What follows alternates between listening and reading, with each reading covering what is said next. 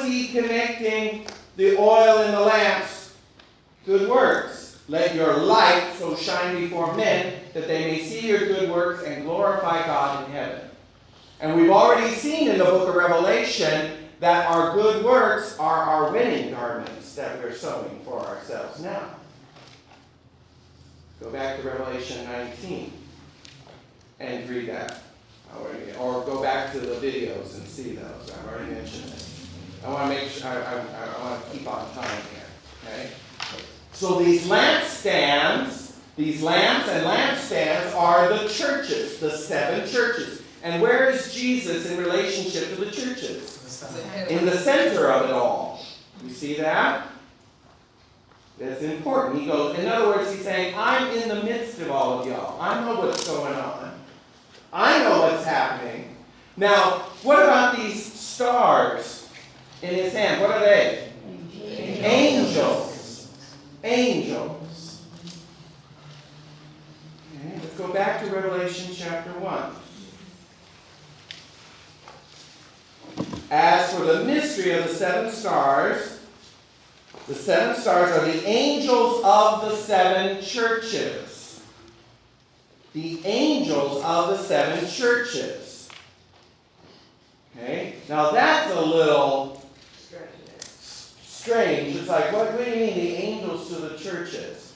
Okay, we're kind of back to this question, this deeper question. Because look at chapter 2, verse 1. It says, to the angel of the church of Ephesus write. Turn to verse 8, chapter 2. And to the angel of the church of Smyrna write.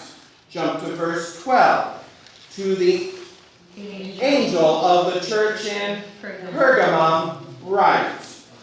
Verse 18. To the angel in the church of Thyatira. Chapter 3, verse 1. To the angel of the church in Sardis write. Verse 7. To the angel of the church in Philadelphia write. Verse 14. To the angel of the church of Laodicea write. So when we get to chapters 2 and 3 next week, most likely just chapter 2, what we're going to see here is the message that Jesus has to these churches. But he writes them all to whom? The angel. The angel to the church. Now, this poses, I'm just going to, since I have, actually I'm a little ahead of the game. Boy, there's a switch. I'm glad you got this on tape. This is the first time in Bible study history that we're actually ahead instead of playing catch-up. This is one of those questions that many interpretations. The question is, who are these angels? To the angel of the church of this or that write. Some theologians don't like the idea that God gave this message to angels. That doesn't make sense. Because he's writing this to whom? Us, people. The angels don't need to hear this. They already obey God. It's us that need to obey God. Right? Why is he writing to angels? This doesn't make sense. So some have taken the position that you have to step back a bit. You have to step back a bit. What do you mean, step back a bit? Well, again, what language was the book of Revelation written in? Greek. Okay? So if we were reading this in Greek, we would get this.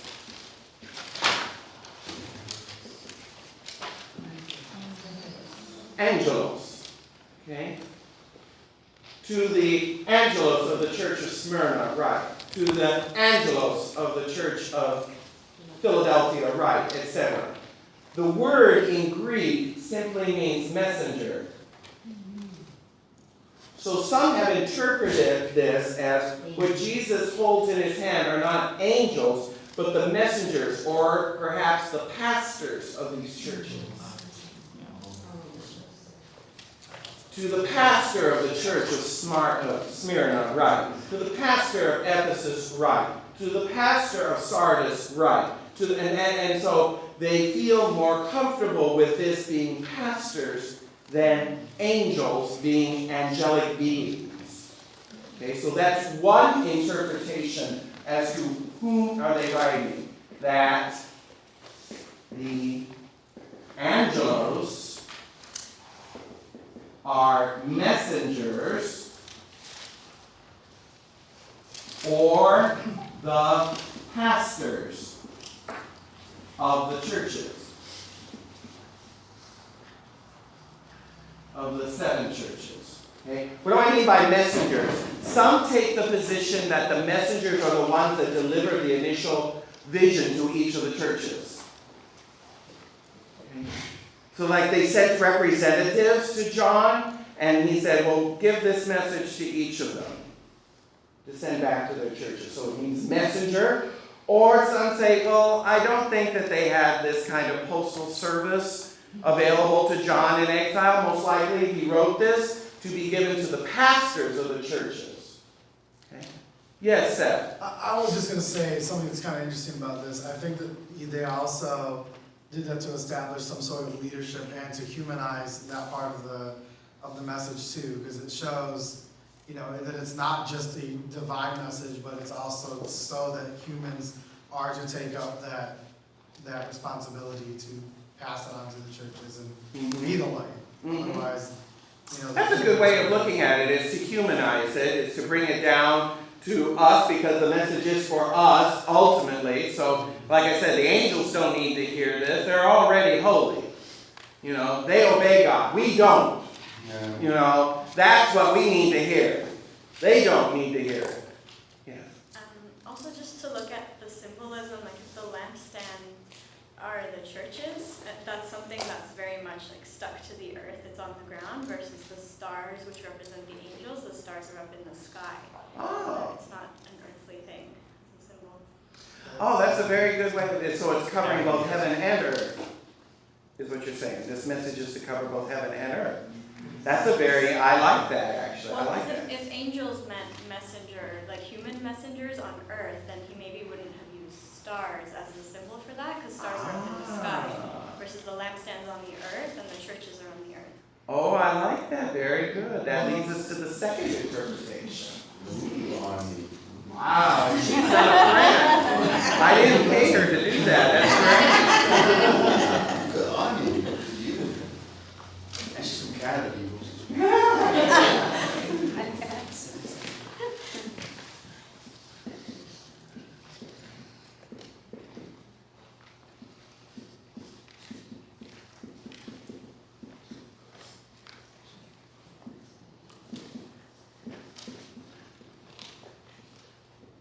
The second interpretation is that the word angelos just means that.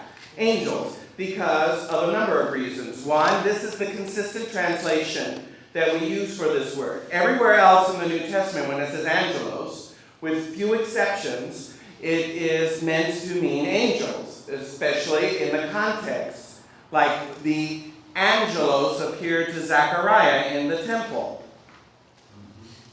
It was the angel. Okay? Everywhere else in the book of Revelation, it says an angelos is flying in the midst of heaven. Angel. Okay? We get this is where our word angel comes from. It's a transliteration from this Greek word, but the Greek word itself simply means messenger. And I think we've been over this before in previous Bible studies. When we talk about the angels, we're talking about, when we say they are angels, we're saying that's their duty, that's their role. They do the duty of angel. What they are spirits. Their nature is spirit. Their function is messenger. That makes sense? Yes? Okay? Just like we are human. That's our nature. We're human.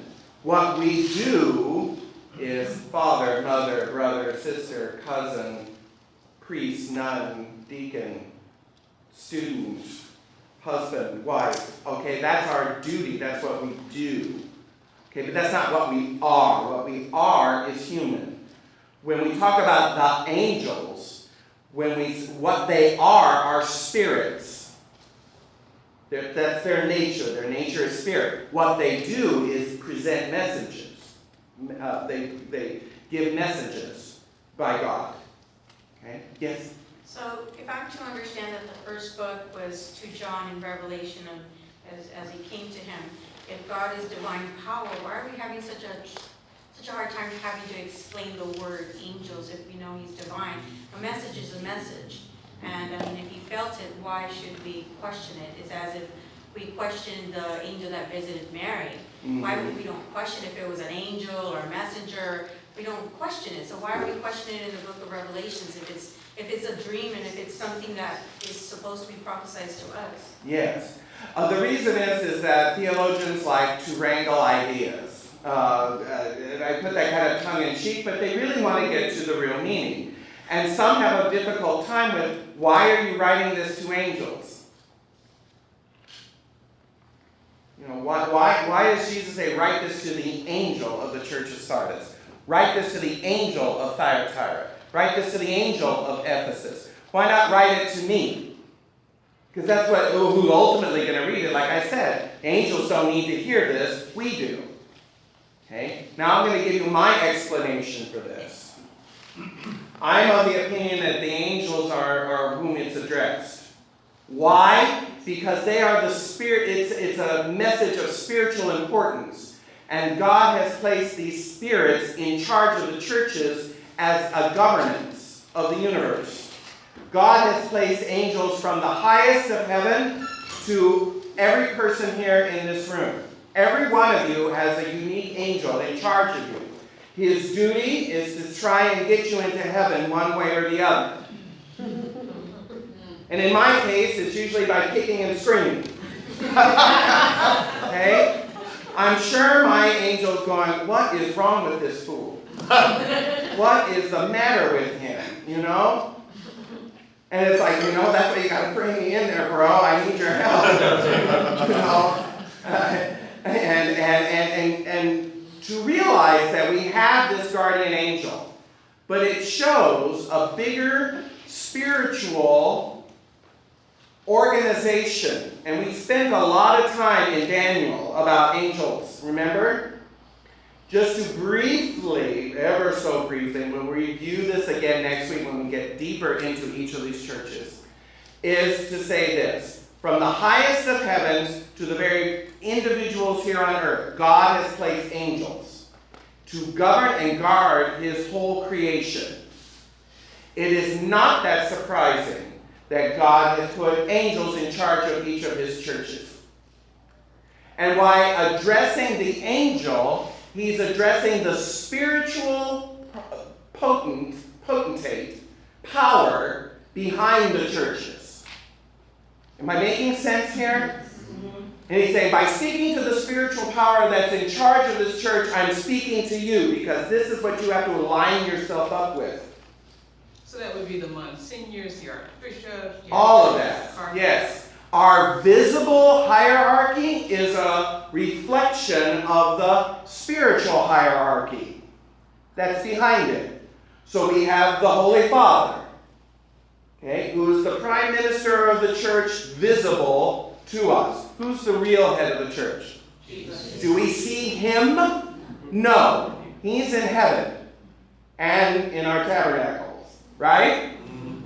But we don't see him like I see you all right now. We see him by faith, but we don't see him like we see you and I, right? But what we can see is the Holy Father, his prime minister. And who's underneath him? The cardinals, the College of Cardinals. And who's under them? All the bishops throughout the world. And who's under them? The priests. And who helps the priests? The deacons. And who are they supporting? Us. You see this hierarchy that comes down like this? This is what's in the physical, what's happening in the spiritual. There's God in heaven. There are angels governing the throne room of God. Okay? Governing the affairs of heaven. the seraphim, the cherubim, the thrones. Then underneath that is everything that's governing in the physical cosmos. The powers, the principalities, the dominions that are in control there. Then everything that happens here on earth, we have the archangels, the angels, and I'm missing one, probably the virtues. And I may have mixed up the order. But the point is that these orders and hierarchies of angels God has placed throughout the universe to help guard and govern and guide his whole creation. So it's not surprising that he put these angels in charge of these churches. And by addressing them, he's addressing, if you will, the spiritual power that's behind them. I don't believe that these are postal boys or, Pony Express boys. I don't believe these are pastors. If he had meant pastors, he would have said pastors or presbyters. To the elder of the church of Smyrna, write. He would have used that word. He doesn't. Because he doesn't speak to the earthly, he speaks to the spiritual. And if you know anything about the Gospel of John, and those of you who are in the young adult group, remember this. Jesus always is concerned with what? Spiritual. The spiritual, not the physical. Everyone keeps trying to talk physical, and he's like, no, spiritual. You must be born again. Is that physical or spiritual? Spiritual. I am the bread of life. Physical or spiritual? Spiritual. It's a little bit of both, but he's talking about the spiritual. Right? The waters of baptism, physical or spiritual? Both. It's both in that the sacrament is given through the physical, but is it the physical water that cleanses us from sin? No. No, it's the Spirit that comes through it. So it's always about the Spirit. The Spirit gives life. Let me end with this. John chapter 6, the great discourse on the Eucharist, of course. John chapter 6. Because this will help us understand what the meaning of these churches and these angels are. But I'm going to end with this. John chapter 6.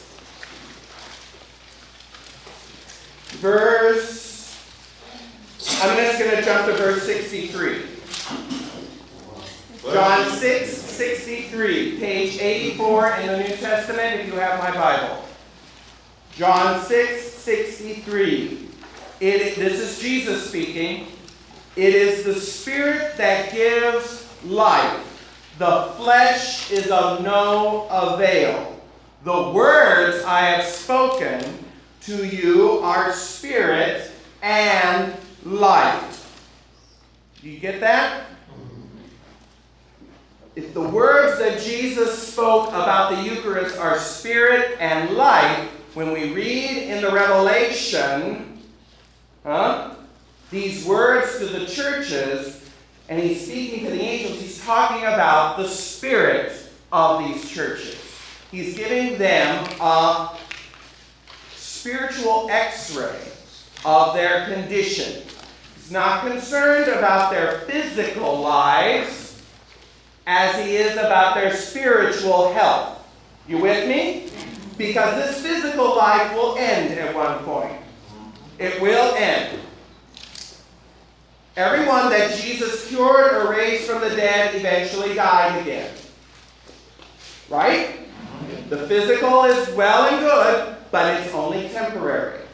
The Spirit is what gives life, and that's what he's concerned about. And that's the message to the churches, which we're going to pick up next week.